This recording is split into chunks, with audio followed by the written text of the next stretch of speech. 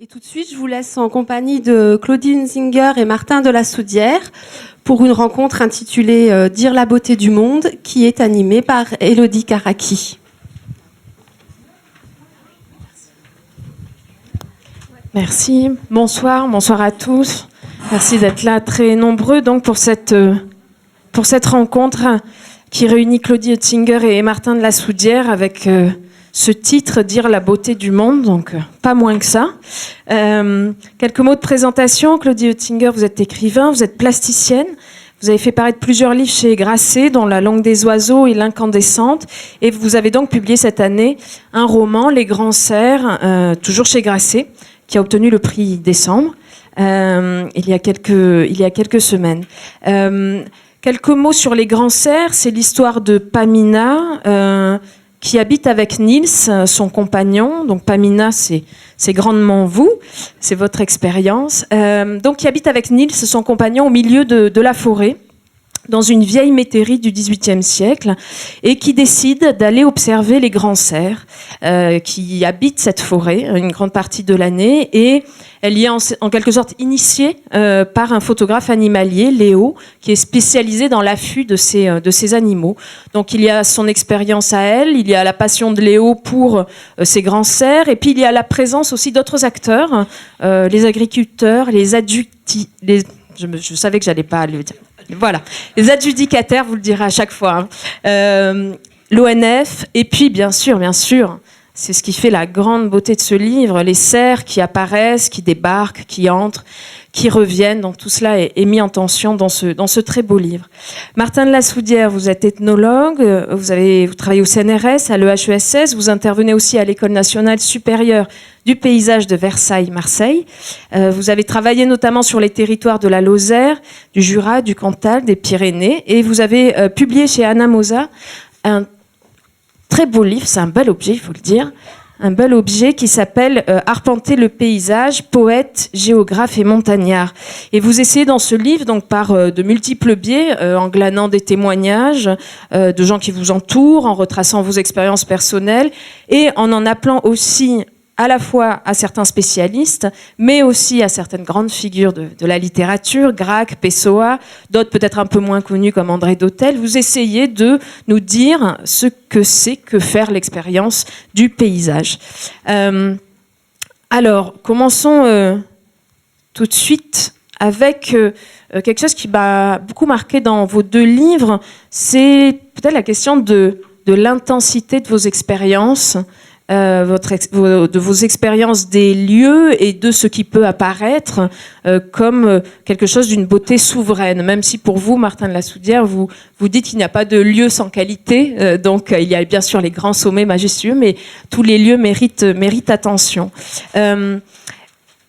Vous commencez, Martin, avec l'idée d'une vocation. Le premier chapitre, c'est Entrer en paysage. Et j'aimerais bien revenir avec vous là-dessus.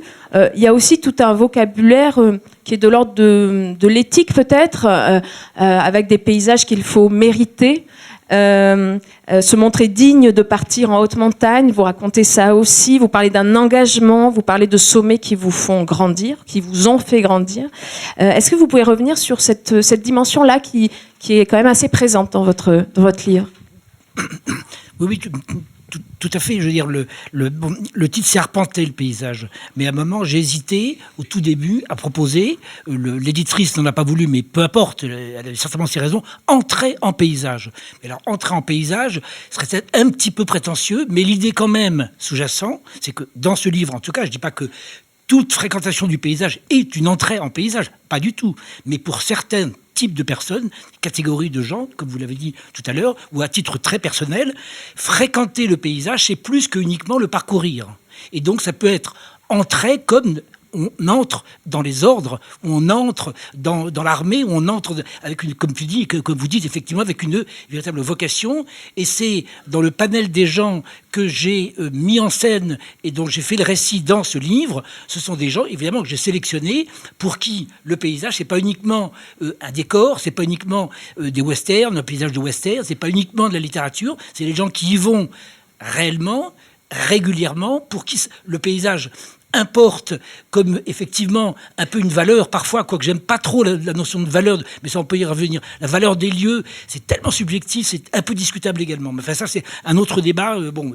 Mon livre c'est pas du tout la morale du paysage, absolument pas. Je voulais quand même simplement dire que valeur et morale c'est pas pareil, que pour ces gens dont je parle, donc c'est pas tout le monde, c'est les gens pour qui ils entrent véritablement au paysage. Ben, je prends comme exemple Julien Gracq, vous l'avez cité tout à l'heure, je prends des géographes ou des paysagistes, jeunes ou non, leur métier depuis 10 ans, 5 ans, 10 ans, 20 ans ou 30 ans, c'est de travailler, d'aménager, de comprendre le paysage. Donc réellement, professionnellement, ils rentrent dans le paysage, c'est pas uniquement un décor, c'est pas uniquement une vallée ou un petit bois. Non, c'est leur boulot, c'est leur métier, c'est leur profession, donc ils sont voués au paysage, voilà. Alors peut-être Claudie Oettinger aussi sur cette intensité qui est très présente aussi dans votre livre à travers peut-être on pourrait employer le mot de passion folle quand même pour cet animal qui est le cerf. On le voit alors chez Léo qui dédie vraiment sa vie à ces animaux-là, mais chez Pamina aussi, il y a une forme aussi d'engagement quand même assez important. Et puis, il y a aussi une intensité dans les apparitions. Je cite la première apparition. Puis vite, gare de l'Est, attraper le TGV de 20h25, puis le parking de Colmar, ma voiture. Et déjà, je remontais aux hautes huttes, j'atteignais l'étage des forêts, l'air avait retrouvé son goût poivré, quand soudain, dans mes phares, un tonnerre de beauté a traversé le chemin d'un bond, pattes rassemblées, tête et cou rejetés en arrière, ramure touchant le dos, proue du poitrail fendant la nuit. Est-ce que vous pouvez revenir sur cette intensité-là ? Oui, c'est-à-dire que je vis depuis 50 ans dans le même lieu, dans les montagnes. Et pour relier ce que disait Martin, pour moi, la nature est un autre corps. C'est un corps protéiforme, fait de rochers, fait de forêts, fait d'éléments, de neige, de pluie, de nuages et d'animaux. Et que souvent ma rencontre avec le paysage a été celle d'un corps à corps. Quelque chose d'une grande intensité. Parce que le lieu où nous vivons est une toute petite métairie, elle a beau être du XVIIIe siècle, elle est minuscule et presque pourrie. Mais voilà, elle est en contact direct, elle aussi. J'entends la pluie qui tombe, j'entends le vent qui traverse, qui fait bouger la charpente. Voilà, c'est quelque chose... Je vis au milieu du vivant. Et je savais que nous étions entourés des cerfs. Parce que nous sommes venus nous installer là-haut, il y a 50 ans, en pleine déprise agricole, exode rural, et que des friches, à ce moment-là, étaient plus nombreuses, des terrains abandonnés, les plus mauvais. Et que nous avons trouvé, nous, à nous installer là-haut, en prenant ces terrains mauvais, et les cerfs en ont profité aussi pour venir, et les cerfs dont on avait annoncé presque une extinction. Ils sont revenus très lentement. D'abord un solitaire, puis d'autres. Et nous les apercevions de loin. Et je n'avais pas été plus curieuse de ça, que de leur lointain, que de leur présence aperçue, entre-aperçue, croisée, leurs traces, dans la neige fondue, ou dans les prés, ou alors dans le potager rasé, ou dans les pins écorchés. Donc voilà, ils étaient là sans qu'on les voie beaucoup, mais ils nous toléraient. Et il a fallu qu'un photographe animalier, il y a 10 ans déjà, sache ou apprenne que nous hébergions, que nous côtoyions sur le même territoire un clan de cerfs. On lui avait dit dans la vallée. Il était venu nous voir et nous avait demandé d'installer un affût. Il m'avait donné la petite clé de cet affût, un minuscule cadenas doré, une petite clé dorée. Et je n'étais pas entrée dans l'affût pendant 10 ans, jusqu'à ce que, comme vous l'avez lu, en remontant un soir, je croise un tonnerre de beauté. Et que ce tonnerre de beauté, comme un cygne, puisqu'on parlait aussi tout à l'heure des cerfs qui sont comme des cygnes, me disent, mais entre dans l'affût et apprends à les connaître davantage et apprends à les reconnaître, comme le photographe lui-même les reconnaît. Alors pour continuer cette réflexion avec vous, Martin, ce que dit Claudie me fait penser à aussi une des premières phrases de votre livre. Vous dites « Le dehors ne fait pas que nous environner ». Donc il y a aussi un rapport comme ça au paysage qui est de l'ordre de l'expérience, où à un moment on sort aussi d'un face-à-face, où on se rapproche, où ça nous traverse. Je crois que c'est important dans votre démarche et dans la démarche des acteurs de votre livre, entre guillemets. Tout à fait, parce que je pose une question qui me paraît extrêmement naïve. Pourquoi est-ce qu'on sort de chez soi? Ça paraît très naïf. C'est très naïf, ça, très naïf. Pas tant que ça. Pas tant que ça, si on réfléchit bien. Sortir de chez soi. Évidemment, pour aller acheter son pain, on comprend. Pour aller voir une copine, on comprend. Bon, bien sûr. Mais globalement, il y a des gens qui restent. Moi, ce serait impensable. Tant pis, je parle de moi, ça n'a aucun intérêt ce que je veux dire, mais ça fait rien, je le dis quand même. Comment dire, il m'arrive rarissimement de passer une journée entière sans sortir. Le soir, le dimanche, comme tout le monde, enfin, ça peut m'arriver, mais une fois, 2 fois par an, le soir à 6 heures, il me manque quelque chose, quoi. Ça va pas du tout, quoi. Ça va pas du tout. Donc je trouve. Alors je sais plus si je trouve un prétexte, acheter des cigarettes ou autre, mais là bon, j'ai rien dit évidemment. Ou je rachète une 2e baguette de pain. Non, j'en sais rien. Ça peut. C'est une histoire de rire. Non, réellement. Donc je me suis posé la question parce que mon travail, c'est le paysage. Mon thème, c'est le paysage.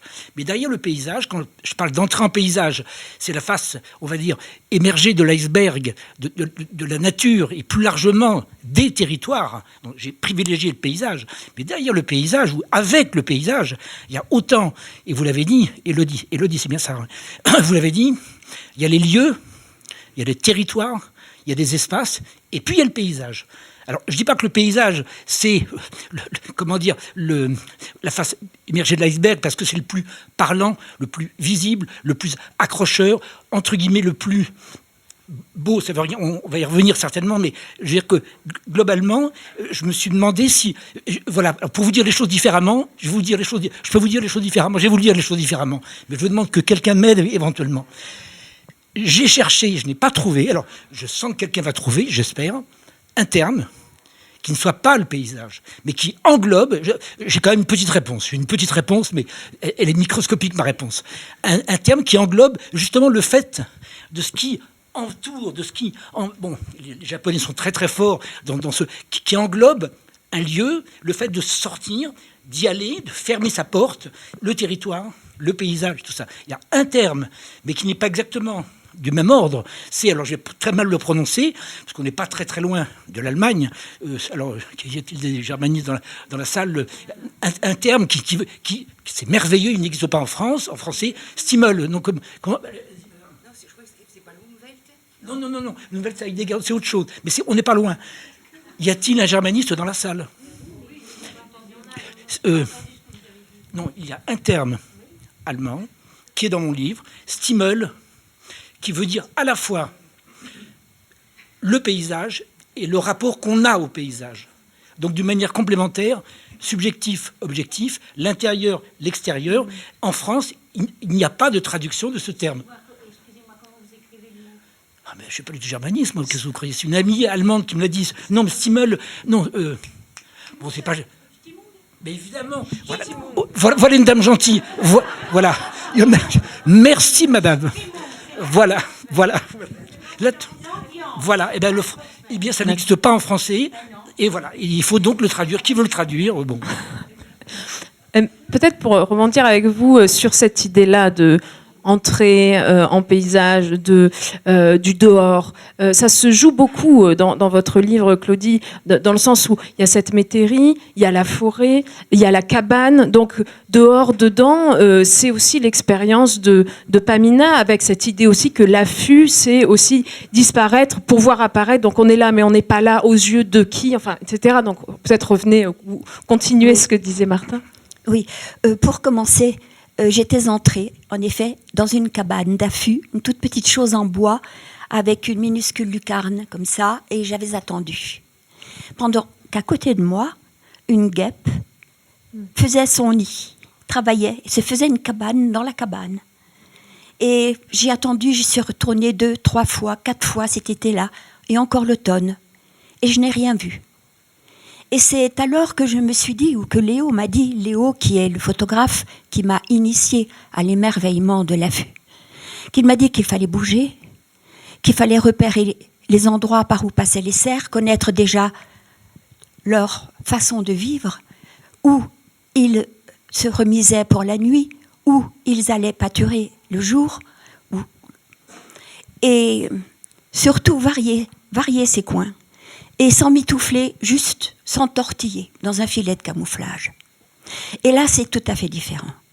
Quand on s'entortille juste d'un filet de camouflage, ou qu'on rassemble sur soi quelques branches, des ronces, des genêts, du noisetier, des branches mortes qui traînent, on reste quand même complètement en contact direct avec ce qui nous entoure, avec le Stimmung.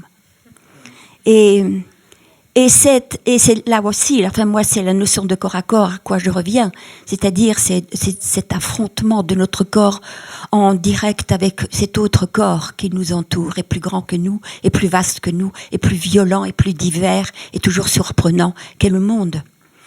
Et donc on est là, on attend, caché, on essaye de ne pas se faire voir, ni de se faire sentir, c'est-à-dire qu'il faut penser à l'odorat de ces bêtes, de ces animaux sauvages qui nous entourent et qui ont un odorat extrêmement sensible et qui se méfient de nous et qui ont peur de nous. On leur fait peur. Donc, se cacher, revêtir toujours les mêmes vêtements et puis là aussi attendre. Et si on a bien choisi le coin et la bonne heure, plutôt très tôt le matin, se lever dans la nuit, partir dans la nuit, s'installer encore dans la nuit et attendre le lever du jour et alors on peut les voir. Et puis aussi, choisir le mauvais temps, choisir la grêle, choisir la pluie, choisir l'orage, choisir même la tornade, ne pas avoir peur de tout ça, parce que ce sont des temps très difficiles, ce sont des temps inhumains, des temps exécrables, et que c'est par ce mauvais temps-là que les cerfs sortent, parce qu'ils ne nous redoutent plus. Voilà, donc, oui, on se poste là, pour attendre l'invisible, pour attendre l'apparition. L'apparition de ce qui peut être dans nos forêts, ici, en France. Et l'animal le plus relié, semblerait-il, à un autre monde, le plus extraordinaire, qui nous vient droit de la préhistoire et qui a gardé de ce contact avec la préhistoire, avec la proximité des aurochs et des bisons, qui a gardé quelque chose de démesuré dans sa couronne, dans sa ramure, quelque chose qui symboliquement le relie à la forêt, mais qui symboliquement aussi, comme ces deux antennes, comme ces paraboles, semble nous indiquer quelque chose d'extrêmement mystérieux et souverain. Merci. Alors, peut-être pour parler un petit peu avec vous, Martin, de ces géographes, de ces paysagistes, enfin des spécialistes, on va dire, du paysage, vous nous expliquez que finalement, vous avez envie d'écrire ce livre parce que leur témoignage manque, parce qu'il y a très peu de témoignages de ces gens-là, de témoignages, on va dire, intimes, parce qu'ils produisent après un travail scientifique de grande valeur, mais les témoignages sont rares, comme si ces gens-là n'avaient pas de corps, finalement, parce que c'est ça qui semble manquer, si j'ai bien compris votre livre. Et ce qui me paraissait aussi intéressant, ce que je ne savais pas, c'est que vous dites aussi que dans ces disciplines, il y a eu un moment précis où on a inventé le terrain. C'est-à-dire que c'était pas, on a l'impression que ça va de soi d'aller sur le terrain, comme on dit, mais non, c'est une pratique qui a évolué et à un moment on a inventé le terrain. Tout à fait. Donc là, c'est vraiment une surprise que j'ai eue en fréquentant ou en interrogeant des collègues ou amis, enfin, géographie, en lisant, etc. Je pensais que l'ethnologie, pareil. L'ethnologie, on pense actuellement pour un ethnologue, c'est évident d'aller sur le terrain. Mais il a fallu attendre 1910. 1905, 1910. En Amérique, c'était un petit peu avant, donc c'est très tardif. Et les peintres, pareil. Donc, je ne veux pas dire que je ne suis pas du tout un spécialiste, un historien de quoi que ce soit. Il se trouve que, à la limite, à 30 ans près, les peintres, pour répondre à votre question, pardon, ou à ta question, les peintres se mettent en Barbizon, les pré-impressionnistes, en gros, c'est Corot, c'est 1850. Voilà. Les premiers géographes, c'est 1905-1910, et les premiers ethnologues, c'est 1910-1915. Donc tout ce monde-là C'est comme des gens très différents. Donc c'est surprenant de se dire, au point de vue anthropologique, pour le coup, il a fallu attendre, comme tu viens de le dire à l'instant, énormément de temps pour 3 disciplines très différentes. L'art, d'un côté, la géographie et l'ethnologie. Donc il a fallu attendre très longtemps. Première réponse. Donc ça, c'est surprenant. J'ai pas d'autres explications. Je veux dire, bon, il y en a des explications partielles qu'on pourrait donner, mais c'est quand même intéressant de savoir que notre tropisme pour la nature, pour raconter la nature, faire des récits de nature, etc., c'est récent. C'est intéressant de savoir quand même, c'est récent. De même que, tout le monde le sait, que les montagnes, là c'est hors sujet, les montagnes jusqu'au XVIIIe siècle, c'était épouvantable. Elles étaient laides, elles étaient terribles, personne n'y allait, enfin tout le monde le sait, mais il faut quand même le rappeler, jusqu'au début du XIXe siècle. Deuxième réponse pour vous répondre, c'est, alors là c'est plus subtil, ma réponse va être plus subtile, même ces gens qui admettons les géographes, à partir de 1905, Demangeon, Vidal de la Blache, je vous en passe, et les meilleurs, se mettent à aller sur le terrain. Il n'empêche qu'ils font pratiquement jamais, donc ils vont quand même sur le terrain, mais comment ils vivent sur leur fameux terrain, on ne sait pas grand-chose, par une sorte de pudeur. Alors il y a 2 hypothèses, soit c'est une pudeur liée d'une manière générale à la démarche scientifique, où le chercheur n'a pas le droit, ou du moins maintenant, mais n'a pas trop le droit de parler de ses affects, de ses émotions, comme ethnologue, comme sociologue, ou comme géographe, ou comme historien. Au contraire, il se distancie. Bon, c'est toute une tradition cartésienne, etc. Auguste Comte, ce que vous voudrez. Donc c'est relativement...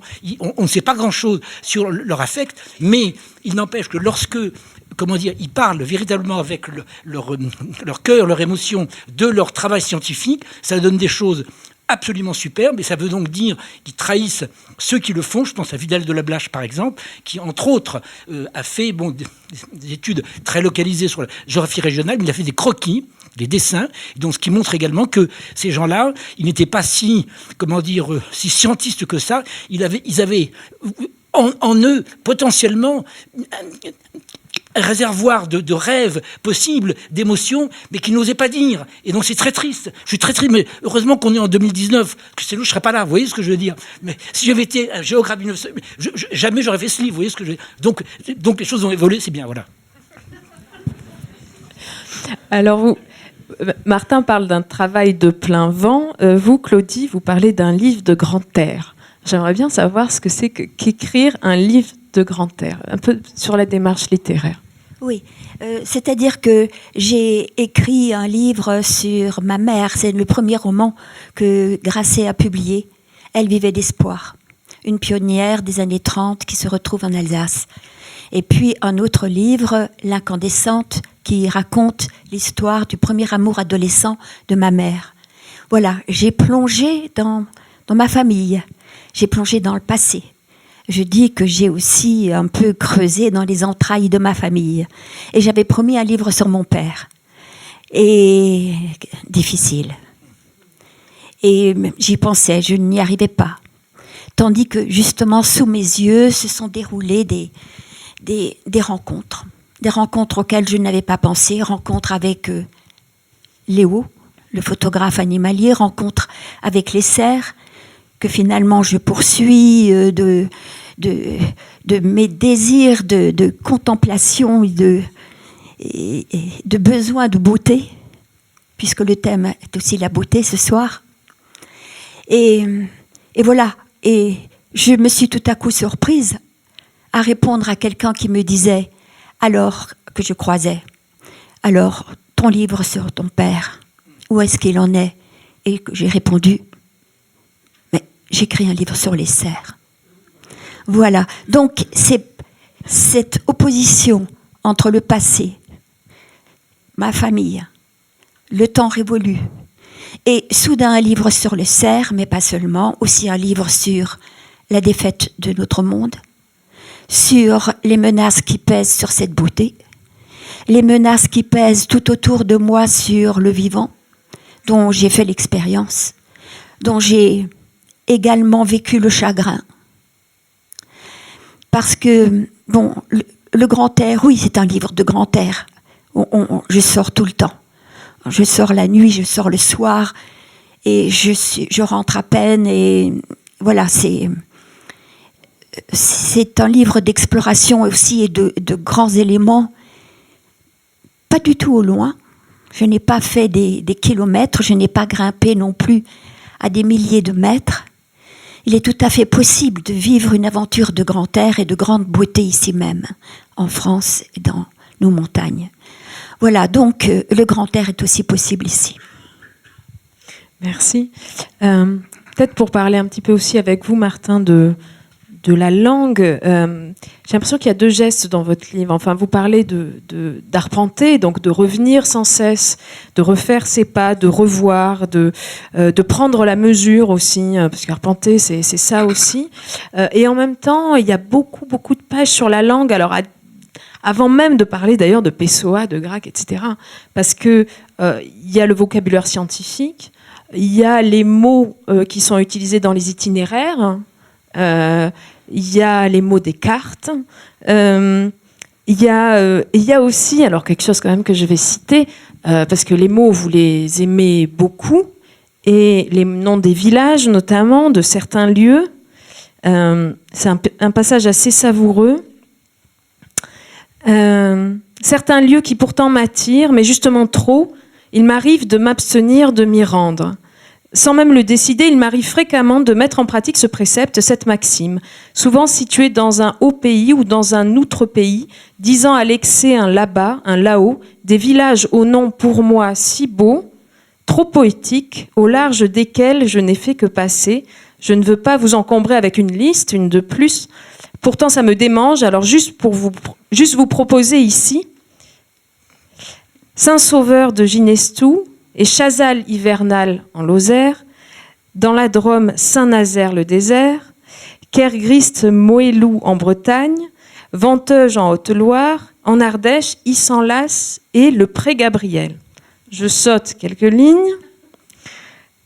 Ah non, je saute même pas, parce que sinon je continue. Si aérien, ce dernier village, minimaliste, énigmatique dans sa sobriété même, une épure de village de haut plateau, si loin de tout, exposé plus que les autres au grand froid et au vent de neige, à leur merci. À l'occasion de notre passage hivernal dans ce lieu, avec 2 amis et collègues, nous avions décidé de ne le localiser, ni même de prononcer son nom à quiconque, afin que personne ne puisse l'identifier, s'en emparer, nous le voler, qu'il demeure bien au chaud dans notre grenier à rêve, à tous 3, entre parenthèses, le Pré-Gabriel est donc un pseudonyme. Même sous la torture, vous ne le saurez pas. Donc peut-être revenir sur cette sensibilité quand même aux mots du paysage. Non, j'ai envie de dire 2 choses. La première, c'est pas prétentieux, mais c'est pour parler un peu plus du livre. Mais oui, tu as fait raison, Élodie. C'est pas la structure du livre.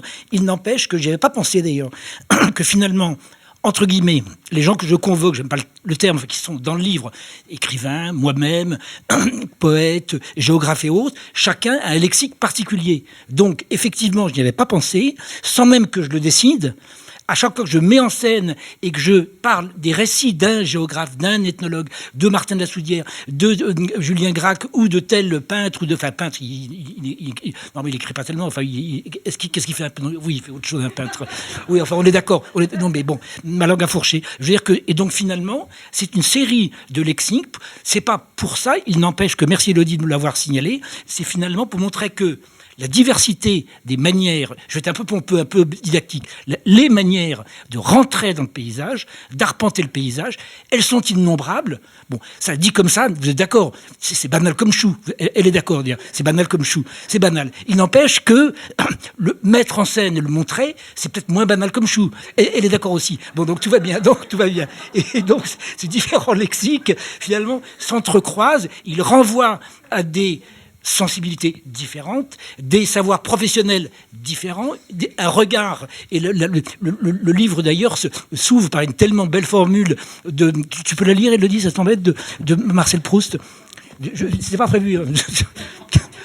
Tu sais, l'exergue. Elle est vraiment très belle. Le seul véritable voyage, le seul bain de jouvence, ce ne serait pas d'aller vers de nouveaux paysages, mais d'avoir d'autres yeux. De voir l'univers avec les yeux d'un autre, de 100 autres, de voir les 100 univers que chacun d'eux voit, que chacun d'eux est. de manière très prétentieuse, je ne suis pas Marcel Proust que vous l'avez repéré, vous l'avez repéré, Madame Cosé, c'est pas Marcel Proust. Quoique le temps dans le sens de... Non, mais elle est belle, cette citation. Elle est belle, c'est une amie ou un ami qui me l'a proposé. Moi, j'ai pas vraiment lu Proust, donc je suis pas Proust parce que je suis pas Proust parce que je l'ai pas lu. Bon, non, parce que Proust se lit pas. Bon, c'était quoique Proust peut quand même se lire. Non, mais je veux dire que bon, sérieux. Cette formule m'a paru tellement juste, c'est exactement dit superbement, c'était vraiment mon point de départ, véritablement, c'est différents regards, c'est différentes postures, et c'est différent, tu as raison Élodie, et j'avais pas pensé, c'est différents lexiques. Maintenant, pour finir ma réponse, tu dis effectivement les mots, les toponymes, comme on dit, qui sont chatoyants. C'est vrai que je suis géographe de formation, c'est pas pour rien. Et donc, tout ce qui est les noms de lieux me font rêver au-delà de tout. Et j'embarque, non, tous les poètes l'ont dit, etc. Mais souvent, prononcer un nom de lieu ou d'une personne d'ailleurs, ça suffit à connaître la personne, à connaître le lieu. Et bon, c'est la force de l'imaginaire. Alors, elle est ni moins bien. Est-ce qu'il vaut mieux grelotter dans les Vosges ou alors rêver de... Bon, il ne faut pas comparer. Moi, je dis aussi qu'on peut ne pas forcément grelotter dans les Vosges. Tu vois ce que je veux dire? Et qu'on aura donc... On aura autre chose. Qu'est-ce que vous dites, madame, ou que... Vous ne voulez pas grelotter dans les Vosges? Non, mais c'est une boutade. C'est une boutade, mais disons que c'est un peu finalement... Puis, promis, je m'arrête ensuite. C'est un peu ce que j'ai voulu dire, mais pas de manière didactique, hein, en disant qu'il ne faut pas, à mon avis, opposer, ça fait 3 fois que je le dis, je le sais, il ne faut pas opposer les manières d'arpenter, de rentrer dans un paysage. Chacune se vaut. Point barre. Et celle d'un enfant, il y a tout un chapitre, tu parlais d'enfance tout à l'heure. Non, c'est toi qui parlais de l'enfance. Enfance et paysage, c'est incroyable. Le mariage, c'est tellement important. Les deux l'un puise dans l'autre, l'autre dans l'un, etc. Donc voilà, la regard d'un enfant vaut celui d'un grimpeur voilà, celui qui va très très loin et qui voit des paysages superbes en Sibérie, c'est légitime. Ou au contraire, un lieu immobile, toujours le même. Tu l'as dit très bien, Claudie. Eh bien, un lieu bien arpenté, enfin pas forcément bien arpenté, mais arpenté inlassablement jour après jour, c'est un trésor, une réserve d'imaginaire et de rêve. Voilà. Mais tu l'as dit, Claudie, très bien tout à l'heure. Un trésor d'imaginaire et de rêve, mais aussi de réalité. La réalité est inépuisable. Alors, je voulais... je regarde aussi le temps pour vous laisser après la parole, mais revenir sur un sentiment qui est présent dans vos 2 livres, c'est celui de la joie. Alors peut-être commencer avec vous, Claudie, parce que donc il y a les cerfs et il y a les ramures, et il y a un passage où peut-être vous voulez en parler directement, mais ou sinon j'allais lire ce beau passage où vous trouvez comme ça les bois d'un cerf, la mue. Je peux en parler. Je vous en prie. Oui, je peux en parler. Oui, c'est le sentiment de la joie est très particulier pour moi. Je trouve qu'il se sépare de celui du bonheur. Je trouve qu'il est très difficile aujourd'hui, dans notre temps, de parler du bonheur, qui est un plan de vie et quelque chose de sécurisant. Alors que la joie, je trouve que c'est tout à fait différent. C'est quelque chose qui vous tombe dessus, qu'on n'a pas demandé, et qui peut vous tomber dessus dans les pires situations. Par exemple, juste après avoir appris dans le Monde, en 2017, que la 6e extinction de masse s'accélérait. Quelques jours auparavant, j'étais tombée par hasard sur un bois de mue, parce que les cerfs perdent leur bois. Ce que tout le monde ne sait pas, c'est que leur ramure, leur couronne est faite en os, que cet os, ils le puisent dans leur squelette, qu'ils passent presque 4, 5, 6 mois à reconstruire toute cette architecture de branches qui est aussi le roman de leur vie pendant 1 an, et qu'ils la perdent ensuite l'hiver passé au printemps. Donc ils les perdent et on peut trouver ces branches, ces mues, on peut les trouver quand on se promène. Donc il m'est arrivé de trouver un bois de mue et de ressentir à cet instant-là ce que j'appelle la joie, c'est-à-dire quelque chose comme un éclair, quelque chose qui vous foudroie, qui vous tombe dessus. Et ce sentiment de joie est quelque chose que presque tous les jours, il m'arrive de vivre là-haut, de même que la beauté. Depuis 50 ans, je suis plongée dans la beauté du monde. Je suis foudroyée chaque jour par des sentiments de joie minuscules. Mais si je m'arrêtais là, ce serait presque kitsch. Ce serait un embellissement sentimental et mensonger de la vie. Parce qu'il faut interroger aussi la part d'ombre, la menace qui accompagne cette joie. Et si le sentiment de la joie, comme l'a écrit Claude Simon dans un de ses livres sur la guerre, sentiment de joie qu'il a éprouvé sur un champ de bataille, dans la boue, simplement de se sentir tout à coup en vie, encore en vie, et d'être baigné de ce sentiment de joie. C'est quelque chose qui apparaît donc chez Claude Simon en pleine bataille. Et ce sentiment de joie, parfois minuscule, qui me bombarde, je sais que ça apparaît sur fond d'ombre, qu'il y a toute une part d'ombre et qu'il ne faut pas oublier le négatif du monde. Et que ce négatif, en ce moment, il nous cerne salement. Voilà, donc j'ai dans ce livre un travail très très difficile à faire, qui est de concilier cette part d'ombre et cette menace et cet apocalypse dont on nous parle de plus en plus, tous les jours. De concilier ça avec tout de même cette joie qui peut nous tomber dessus, sans qu'on l'ait cherché, nous demander. Voilà, donc c'est jongler entre ces deux pôles-là. Voilà. Merci. Martin, je pense, en pensant à la joie, je pense au témoignage que vous donne Yann, un jeune ethnologue, et il raconte une expérience du paysage, et il parle de la joie. Il parle de ce sentiment-là. Alors, le sentiment d'un accord, d'un accueil de la nature, une adresse. On parlait des signes. Ben, voilà, c'est la même chose. J'ai l'impression que la nature s'adressait à lui. Est-ce que vous pouvez revenir sur ce témoignage-là ou sur ce sentiment-là que peut provoquer le paysage? Je vais effectivement le recontextualiser très rapidement. Ce que tu dis, Claudie, ce que tu dis, enfin, n'importe. Comment dire, il n'y a pas de terme entre les deux. Non. Il pourrait y avoir un terme entre tu et vous. On peut inventer un terme. Bon, bref. Vous tu. Comme je suis tout à fait d'accord. La part d'ombre, j'ai pas travaillé ici sur des parts d'ombre, mais je crois que tu as vraiment raison. Moi, peut-être que dans mon travail, ça me manque. Je suis peut-être trop optimiste. Je suis assez optimiste, moi, de nature. Et donc, la part d'ombre, peut-être, je l'ai pas suffisamment. Ou alors, oui, avec des gens, quand je fais rendre l'ethnologie, avec des agriculteurs en montagne qui ont vraiment des gros problèmes. Alors là, oui, effectivement, il y a une part d'ombre, de difficulté, ça. Mais par rapport à la relation au paysage, c'est quelque chose que j'ai pas véritablement suffisamment repéré. Et ce que je dirais simplement, donc, je suis parfaitement d'accord avec ce que tu dis. Le problème, c'est que tu l'as dit, c'est-à-dire tes derniers mots, ça vous tombe dessus. Donc, par définition, vous ne pouvez pas le prévoir, ni tellement le raconter, et en plus, c'est souvent fugitif, fugace, souvent c'est très individuel, à qui le partager, donc c'est pas évident. Alors maintenant, donc pour répondre, Élodie, effectivement, c'est une belle histoire, c'est un très proche, jeune collègue, donc Johan, il a 14-15 ans, et il fait sa première excursion de moyenne montagne dans le Morvan avec un jeune cousin de 14-15 ans également, à vélo, à bicyclette.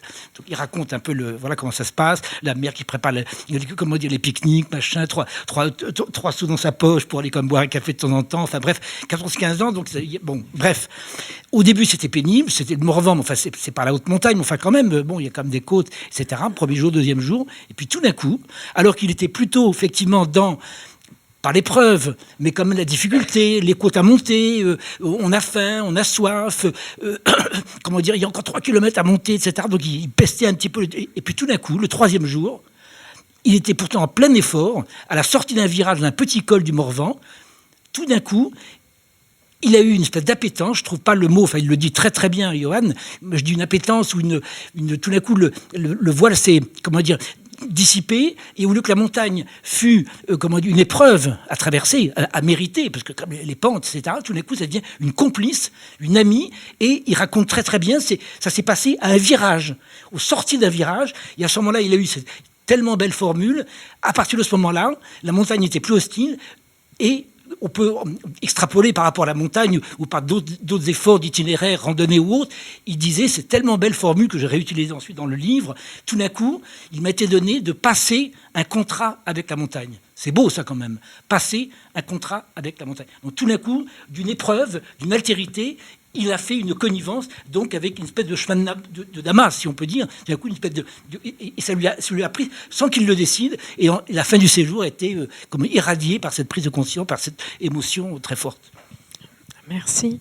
Peut-être, oui, peut-être que c'est le moment de vos questions à vous. Je vais faire circuler mon micro s'il n'y en a pas. Il y en avait un qui circulait. D'autres. Ta collègue.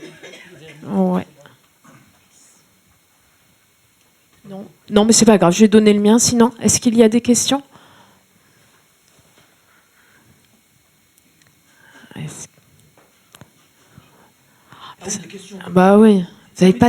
Non, mais on a fait 500 km pour pas de questions. Je ne suis pas d'accord.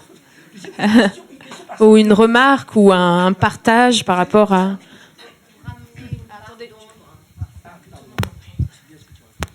Pour amener peut-être une part d'ombre à ce que vous disiez, Martin, c'est par rapport à cette descente des artistes, ethnologues, etc., sur le terrain.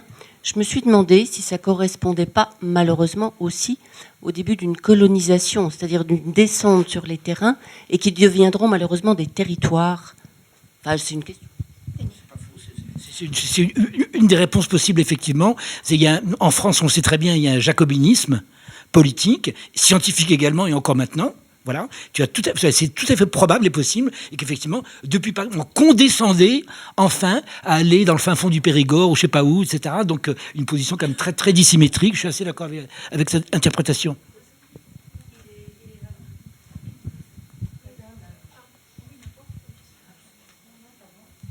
Mais cette descente des terrains, elle s'est faite de façon très inégale, en fait. C'est qu'il y a des terrains sur lesquels on est descendu avec une survalorisation de l'image. Par exemple, vous allez au musée des arts et traditions populaires, chercher des cartes postales anciennes sur l'agriculture. Vous avez 4 tiroirs grands comme ça sur n'importe quel département de Bretagne.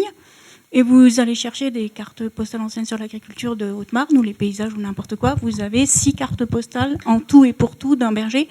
C'est-à-dire qu'il y a des régions où il y a une survalorisation à la fois de l'ethnologie, mais aussi des paysages et tout, et une préservation.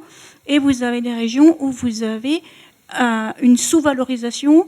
Et bon, quand je prends le sud-est de la Haute-Marne, dont je suis originaire, on a un endroit absolument somptueux, magnifique, et beaucoup plus beau, à mon avis, et pas seulement beaucoup plus diversifié géologiquement et tout, et donc géologiquement, donc botaniquement, donc au point de vue relief, donc au point de vue habitat et tout, que la partie qui est partie en parc national de la forêt, dans laquelle le GIP vient d'autoriser quand même la construction de 8 éoliennes de 180 mètres de haut. Bon, ça, c'est une autre affaire. Mais nous, le sud-est, on est massacrés. C'est-à-dire qu'on est massacré à l'éolienne, au méthaniseur, avec retournement de prairie pour le maïs, aux panneaux solaires. Là, j'ai fait des photos ces derniers jours en pleine zone Natura 2000 d'une installation de panneaux solaires où ils ont construit 3 hectares de hangars. Je les ai mesurés sur Géoportail. Et encore, Géoportail date, il y en a plus maintenant.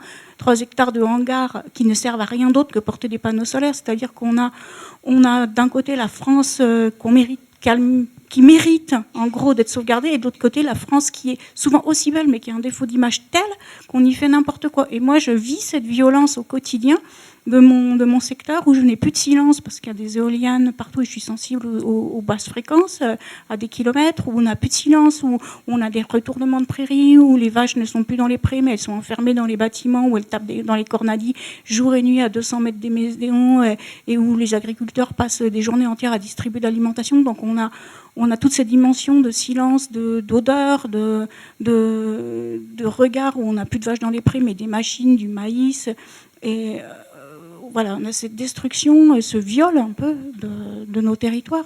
Et je crois qu'il y a cette double chose, c'est que vous parlez de votre bonheur avec les cerfs, mais moi je l'ai vécu, ce bonheur. J'ai vécu un tête-à-tête très long avec un lynx à 3 mètres du lynx, des choses comme ça, alors qu'il n'y en a pas dans mon secteur, à 1 kilomètre de chez moi. Et je lui ai parlé, et je lui ai demandé, mais t'es qui toi? J'ai mis un temps fou avant de reconnaître que c'était un lynx, mais En même temps, on ne peut plus l'avoir en entier, ce bonheur, parce qu'on est dans le bruit, parce qu'on est dans le clignotement des éoliennes, parce qu'on n'est plus dans la nature, en fait. On est dans des zones industrielles. Il y a un clignotement permanent, il y a un bruit permanent, il y a les antennes, hein, avant les antennes, mais c'est... Je souscris parfaitement tout ce que vous dites. On pourrait dire que, enfin, entre autres, enfin, c'est pas une réponse, mais il y a un peu le rapport que les citadins, en gros, ont à la ruralité, c'est à double, c'est à deux vitesses. Il y a ruralité. Il y a des endroits qui sont totalement ignorés. La Creuse, les étangs de la Brenne, même le nord de la France. C'était par bien exemple, quand on était ignorés. En ethnologie, On nous foutait la paix. des collègues m'ont dit hein, que le nord de la France, pourtant ils s'en passent des choses dans le nord de la France, point de vue de tradition industrielle, urbanistique, mais Lille c'est une grande métropole, proportionnellement il y a 3 fois moins, effectivement vous preniez l'exemple de la Bretagne qui est caricatural mais qui est vrai, il y a proportionnellement au nombre d'habitants 3 fois moins d'études historiques ou ethnologiques dans le nord, c'est totalement choquant.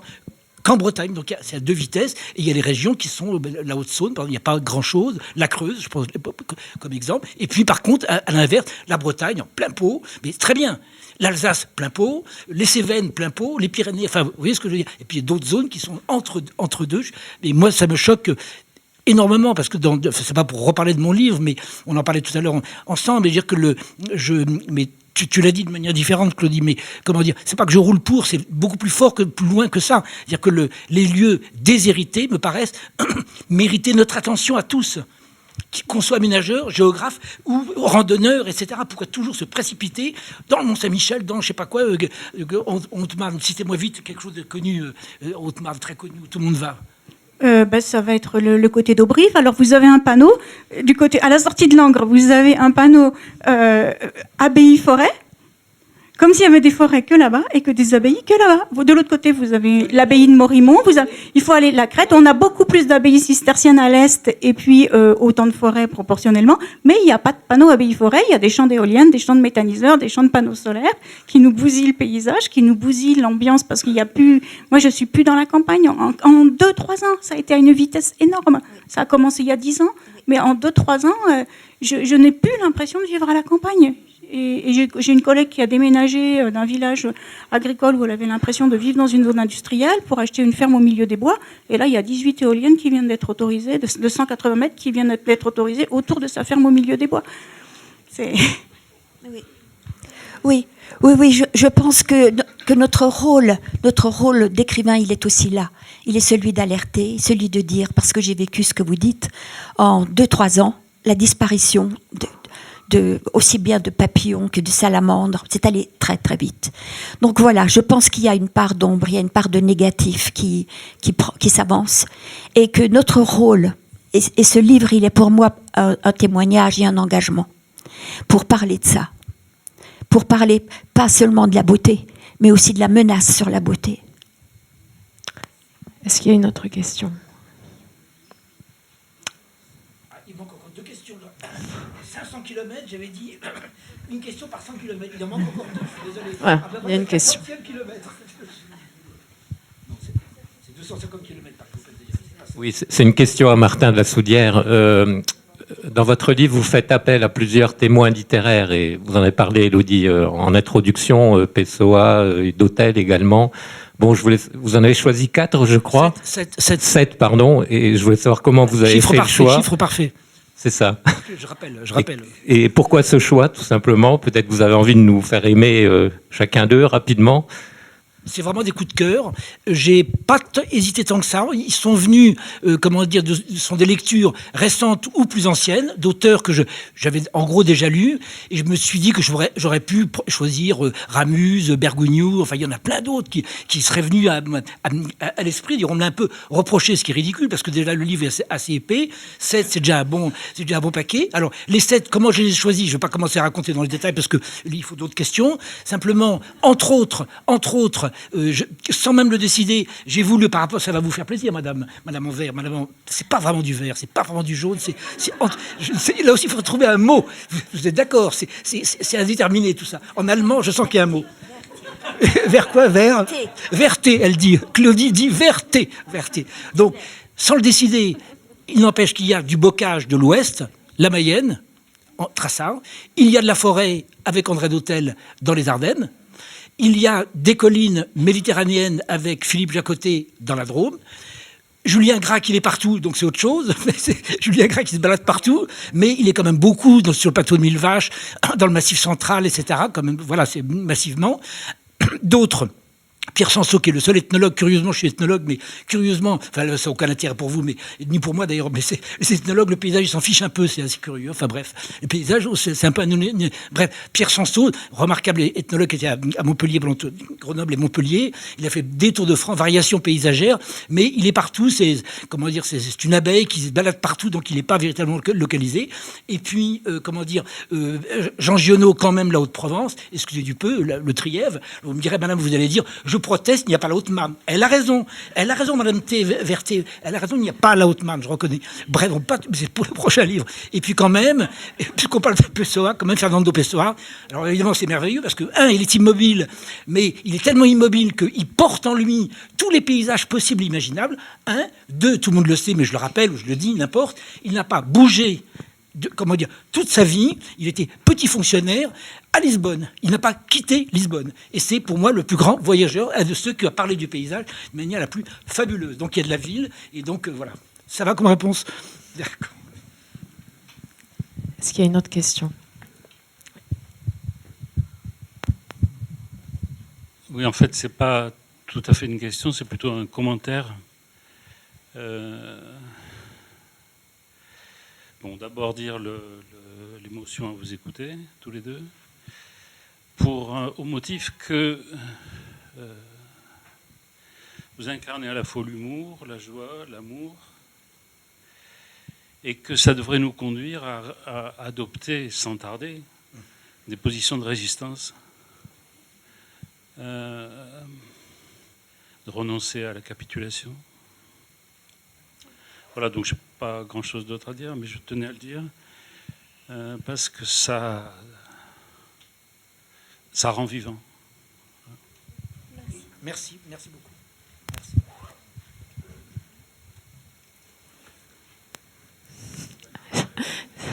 Personne ne va vouloir passer après ça. Alors, s'il n'y a pas d'autres questions, merci infiniment à tous les deux, Claudio Zinger, Martin de la Soudière. Merci beaucoup.